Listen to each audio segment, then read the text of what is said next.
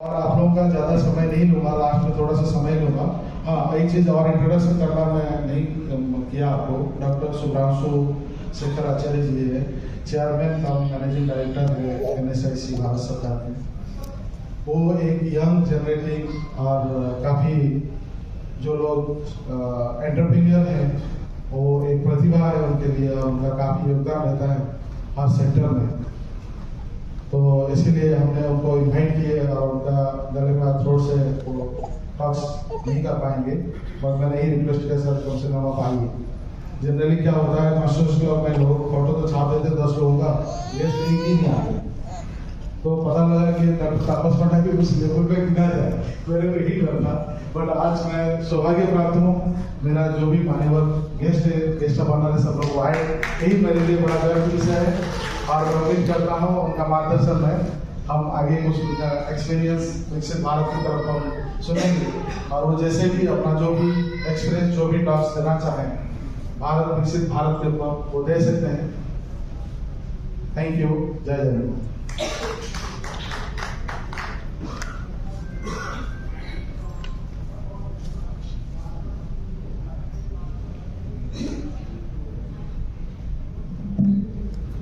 अगर आप लोग चाहें तो सर वहाँ भी बैठ के बोल सकते हैं, तो इधर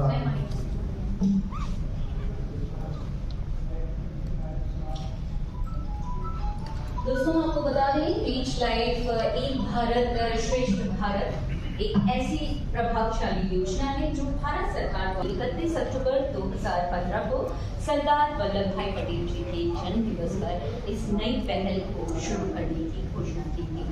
इन्हीं विचारों को लेकर रीच लाइफ का उदय हुआ। एक भारत श्रेष्ठ भारत यानी one India great India. Reach life जिसका अर्थ है हर जीवन जरूरी है, हर जीवन तक हम पहुंचते हैं। और हमारे समक्ष मौजूद हैं हमारे विशिष्ट अतिथि और मुख्य अतिथि। इनसे हम इसी विषय को लेकर उनके विचार जानने की कोशिश करेंगे। सबसे पहले मैं चाहूंगी माननीय श्री सुकांत कुमार पानीग्राही जी, जो कि ऑनरेबल मेंबर ऑफ पार्लियामेंट हैं उड़ीसा से, अपने विचार साझा करें।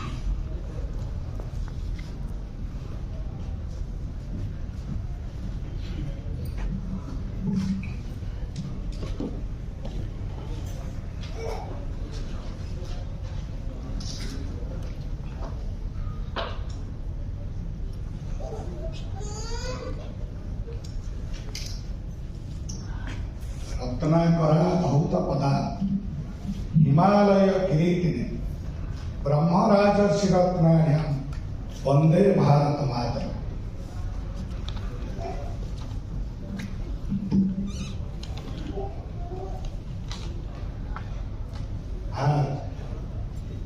क्रिएटिव टॉक्स है, उसमें जो उपस्थित है esteemed guest Shri Bhagat Singh Kulaste, ex minister Mahesh Kashyap ji मेरे साथ बस्तर से भी, श्री संगीता शास्त्री, डॉक्टर अर्जुन प्रसाद राजतोला जी, श्री सचिन कुमार जी, श्री नूने बलराज जी मेरे बंधु, भारतीय जनता पार्टी का ऑर्गेनाइजर है, डॉक्टर तापस रंजन पंडा जी जो रीच लाइफ्स के फाउंडर है यहाँ, जिसके कारण हम उपस्थित हैं, और डॉक्टर शुभ्रांशु शेखर आचार्य जी जो CMD NSIC से है, और उपस्थित समस्त महानुभाव, thought leaders, industry pioneers, scholars, and my dear friends present at this conference.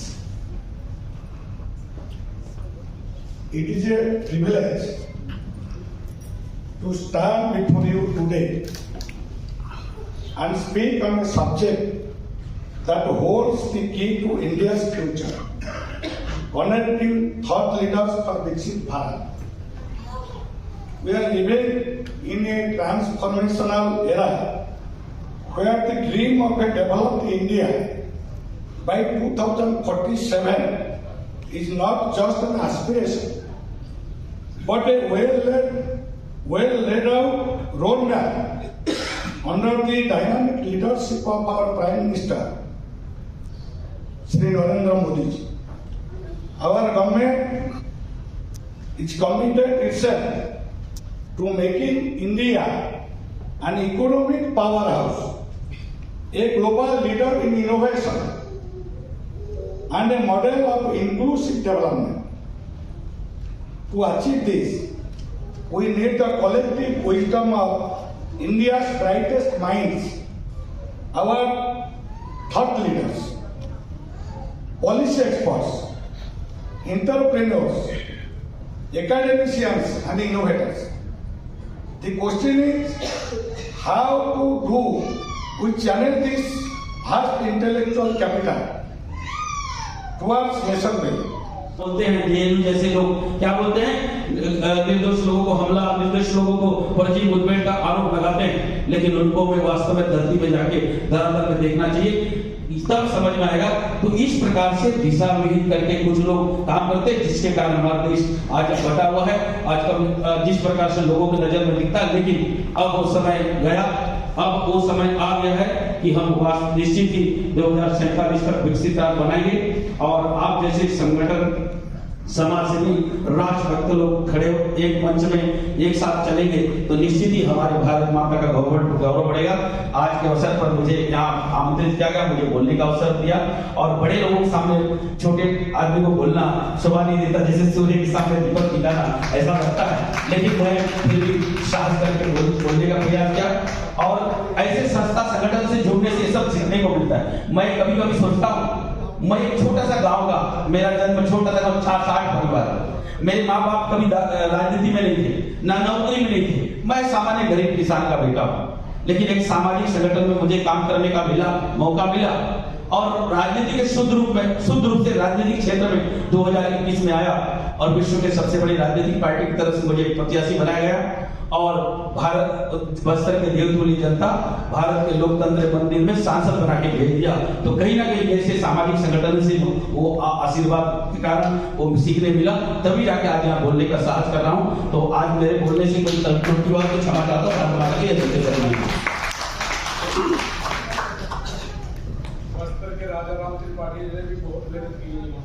बहुत बहुत धन्यवाद सर, आपने अपने विचार रखे और बहुत ही अच्छे तरीके से बताया। एक भारत और श्रेष्ठ भारत के नारे को माननीय प्रधानमंत्री जी बहुत अच्छे से निभा रहे हैं, और 2047 तक विकसित राष्ट्र बनाने की ओर हम अग्रसर हैं। आज विशेषकर डॉक्टर जी को मैं बधाई देता हूँ। हमारे ऐसे कई यहाँ पर विद्वान लोगों को एक साथ जोड़ा है। हमारे उड़ीसा से हमारे सांसद पाणिग्रह जी, हमारे महेश कश्यप जी सांसद बस्तर, जिनने अपनी पीड़ा भी व्यक्त किया और अनुभव भी बताया। ऐसे महेश कश्यप जी हमारे नेपाल से चल करके यहाँ आए। हमारे शास्त्री जी, हमारे बलराज जी, और यहाँ पर हमारे आचार्य जी, जिनकी ऐसे विराजमान सभी हमारे अतिथि में, और यहाँ पर उपस्थित सभी हमारे ऐसे विकसित भारत प्रधानमंत्री जी की जो घटना है, वास्तव में मैंने सार्वजनिक जीवन में मेरा ये लगभग 40 साल से सार्वजनिक क्षेत्र में मैंने इस भारत को, मध्य प्रदेश को, इस छत्तीसगढ़ के बारे में, बस्तर के बारे में पूरी महेश जी ने शेयर किया। पूरे देश में जब हम लोग ने सार्वजनिक जीवन में काम करना प्रारंभ किया, उस समय भारत के बारे में, भारत के लोगों के बारे में, उस समय क्या सोच रही होगी। आज मैं अनुभव करता हूँ, जिस बस्तर के अंदर 2000 में जब अटल जी की सरकार बनी, मैं व्यक्तिगत तौर से मैं 45 ऐसे गांव आबूजमाड़ जहाँ पर लोगों का जाना बड़ा मुश्किल था, मैं उन गांव में गया। शायद महेश जी को पता होगा, वहां पर हमने पहला भारत का सोलर लाइट हमने लगाया, बिजली नहीं थी, और स्वयं मेरा वहां जाना हुआ, उन 45 गांव में मेरा जाना हुआ। आज बस्तर के बहुत सारे छत्तीसगढ़ भी बन गया पूरा, और आज हम लोग ऐसा छत्तीसगढ़, हमारे झारखंड को आप देखिए, पूरा नॉर्थ ईस्ट का पूर्वोत्तर जो क्षेत्र है भारत का जो हिस्सा है, हम जम्मू कश्मीर से कन्याकुमारी के बारे में बात करें, परंतु जो आधा भाग है जम्मू कश्मीर का, और आज अनुभव हम करते हैं जम्मू कश्मीर के बारे में। मैं एक समय जब 370 की समाप्ति नहीं हुई, उस समय जम्मू कश्मीर के अंदर क्या परिस्थिति रही होगी, और हम लोग जब इस क्षेत्र में काम कर रहे थे, तो मैंने पहला भाषण उस समय अडवाणी जी ने वहां के ट्राइबल के बारे में भाषण किया। तो मुझे कहा कि भूपेंद्र सिंह, यहाँ पर ये जो गुर्जर बकरवाल रहते हैं, आदिवासी रहते हैं, इनके बारे में आप लोगों को बात करना चाहिए। तो मैंने पहला भाषण जम्मू कश्मीर के अंदर उस समय, उन दिनों में जब हमारी राष्ट्रीय कार्य समिति हुई, तो अनुभव किया। आज कई ऐसे प्रदेश हैं जिनके बारे में कह सकता हूँ। उड़ीसा, जहाँ हमारे पिंगरे जी हैं, आज भी लोग बात करते हैं। अगर सामान्य तौर से उड़ीसा के बारे में बात करेंगे तो सबसे पहले लोग बात करते हैं कि हम उड़ीसा के लोगों को पानी नहीं मिलता पीने के लिए। आज भी समुद्र से कुछ भाग घिरा हुआ है, इसके बाद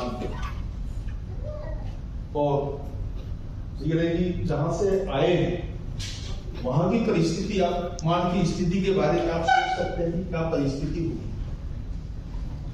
हमने ऐसे ऐसे प्रदेशों को मैंने देखा, परंतु सरकारों ने कभी देश के लोगों के बारे में, ऐसे पिछड़े क्षेत्रों के बारे में कभी विचार नहीं हुआ। आज मैं कह सकता हूं कि जब भी कोई इस प्रकार की नीतिगत कोई निर्णय हुआ, अटल जी ने उस समय जब ये 24 राजनीतिक दलों के साथ में जब गठबंधन एनडीए का गठन हुआ, तो लोग कहते थे अटल जी के बारे में, हमारे बहुत सारे अलग अलग विचार, डिफरेंट विचारधारा के लोग अटल जी की भाषण सुनने के लिए आते थे। वो समय भी था, परंतु अटल जी को स्वीकार करने वाला या उस पार्टी को स्वीकार करने वाले लोग कितने थे? तो ये चर्चा सामान्य तौर से मीडिया के अंदर, समाज के अंदर होती थी। जब निर्णय उस समय सरकार बनी, मैंने एक बार 96 में अटल जी को मैंने कहा, उस समय हमारा छत्तीसगढ़ बना है, तो मैंने ट्राइबल के बारे में कहा, अपोजिशन लीडर थे, तो मैंने अटल जी को कहा कि भविष्य में कभी आपको देश के प्रधानमंत्री बनने का अगर ये अवसर मिलेगा तो ट्राइबल के बारे में आप जरूर विचार कीजिए। भाषण में अपने जवाब में अटल जी ने वहां कहा, बिलासपुर में ये हमारी सभा थी, तो अटल जी ने कहा कि ये संभव नहीं है कि हम कभी सरकार में नहीं आ सकते। ये उस समय उनके शब्द थे, और वास्तव में जब सरकार में इतने सारे दलों को जोड़ करके जब सरकार बनी, तो पहला निर्णय गांव के बारे में हुआ। भी इसका उल्लेख हमारे गिरिराज जी ने किया, महेश जी ने किया, प्रधानमंत्री ग्राम सड़क योजना। ये देश का एक इतिहास और गांव के बारे में, ट्राइबल मिनिस्ट्री, पूर्वोत्तर के बारे में डोनर मिनिस्ट्री, और प्रधानमंत्री सड़क, और चौथा काम उन्होंने आईटी के क्षेत्र में किया। ये जो आज है आईटी का जितना विस्तार हुआ है भारत के अंदर, ये अटल जी और उस समय हमारे प्रमोद जी थे, आज देखिए अगर 140 करोड़ लोग हैं तो आज 120 करोड़ लोगों के हाथ में मोबाइल। अगर छोटे बच्चे को छोड़ दे, उसको खेलने के लिए आज बच्चे उसके लिए मानी ये परिस्थिति थी, हमने उस समय देखा। इसलिए भारत के बारे में पूर्वोत्तर के लोग ऐसा मानते थे, वो कभी हम भारत के नागरिक ऐसा एहसास नहीं हुआ। वो अंतिम पंक्ति में बुलाएंगे, आराम से सुनेंगे आपको। और अब मैं बुलाना चाहूंगी श्री सचिन कुमार जी को, जो कि CMD है Samidha welfare foundation rice infra venture limited से। तालियां हो जाए सचिन जी को।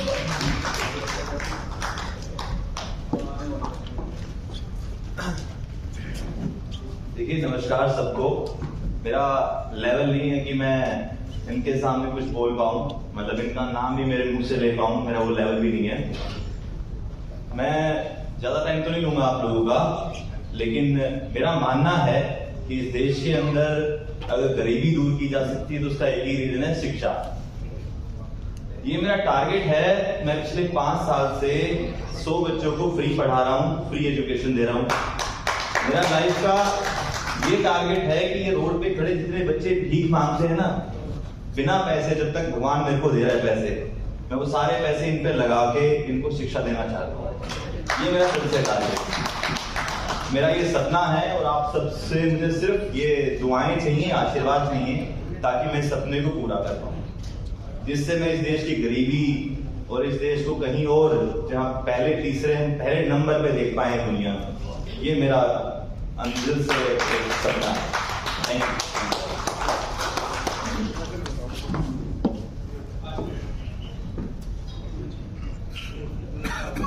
बहुत ही संक्षिप्त शब्दों में आपने अपनी बात रखी। बहुत बहुत शुक्रिया श्री सचिन कुमार जी का। और अब मैं बुलाना चाहूंगी श्री नूनी बलराज जी को, जो सेंट्रल बीजेपी कोऑर्डिनेटर एंड सरल नेशनल इंचार्ज हैं बीजेपी हेडक्वार्टर से। तालियां हो जाए इसके लिए।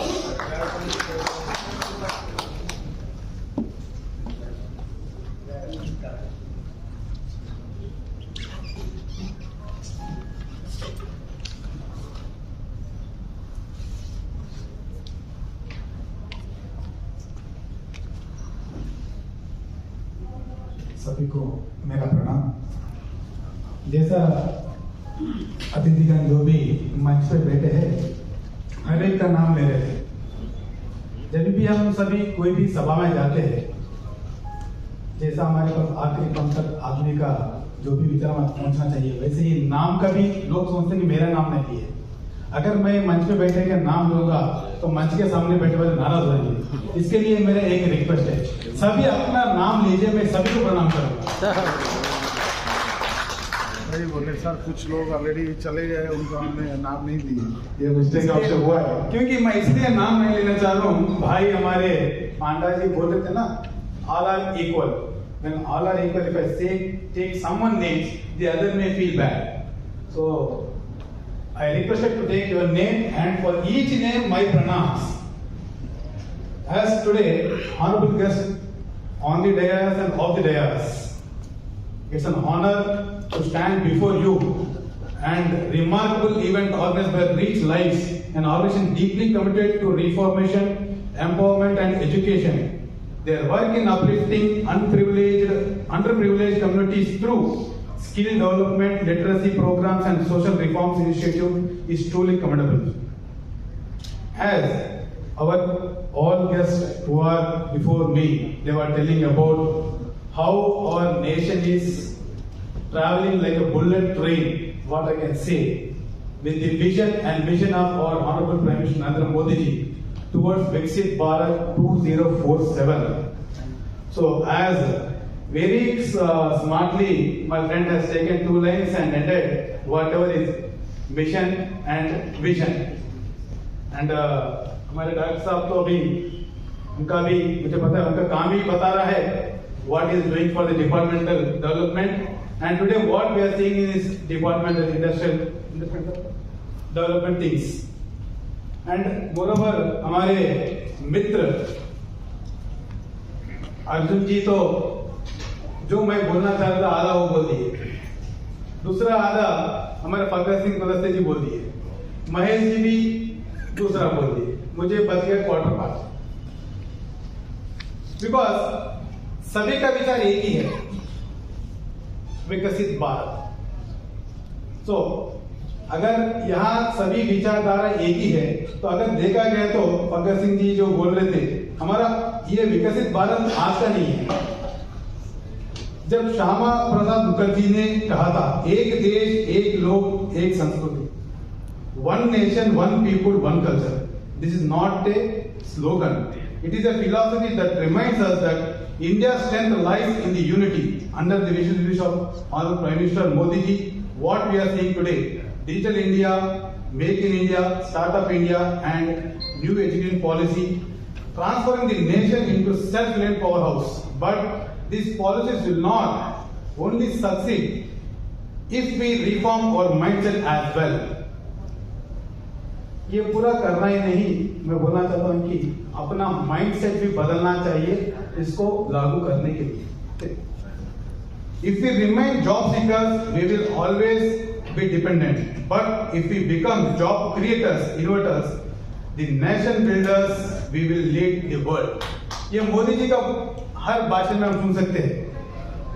जब भी वो अपना भाषण में बोलते हैं, जॉब करना नहीं, जॉब देना ही बड़ा था।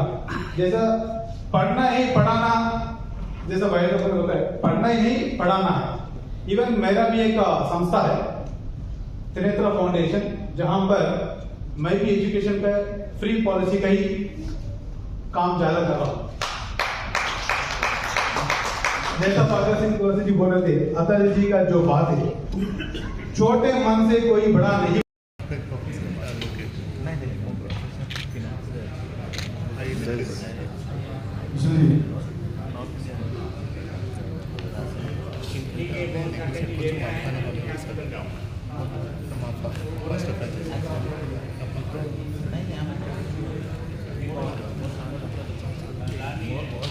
हुसैन जी, महिला तो लाओ।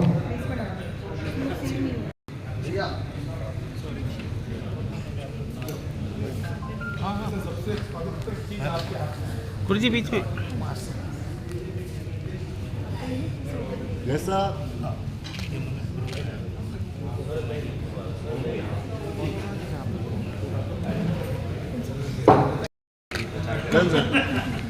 नहीं सर, मेरा है थोड़ा सा है, हाँ जी, मैं आपके लिए अभी आ गए।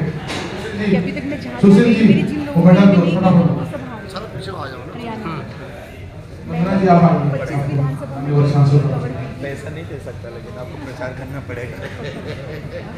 पहले तो मेरे profile yes ma'am, ma'am look at sir. को वही बचा के रखिए। दो शब्द राणा सांगा के बारे में। हाँ जी, किनके बारे में? राणा सांगा के बारे में। देखिए, मैं राणा सांगा जी के बारे में इतना नहीं जानती हूँ, तो बिना जाने मैं किसी के बारे में कभी बोलती नहीं कहते हूँ। उन्होंने लगभग तुर्कों को हर युद्ध में हराया था। मुझे तो ऐसा पूरे कुछ उत्तर भी भारत में घोड़े की टाप से उन्होंने रौंद दिया था। मुझे ऐसा कुछ भी नहीं लगता है। और उत्तर भारत में योगी जी इतना अच्छा काम कर रहे हैं। अच्छा। तो जो मैं सबसे बड़ी फ़ैन हूँ, हम फर्स्ट नंबर पे मोदी जी, सेकंड नंबर पे हमारे योगी जी और अमित शाह जी। हमारे पूरे भारत क्या नाम है में मैम अच्छा। आपका? मेरा नाम राव कम्मी मोटन है, बॉलीवुड एक्ट्रेस हूँ और भाजपा लीडर हरियाणा से हूँ। Thank you so much. आपके मन कोई फिल्म बॉलीवुड के?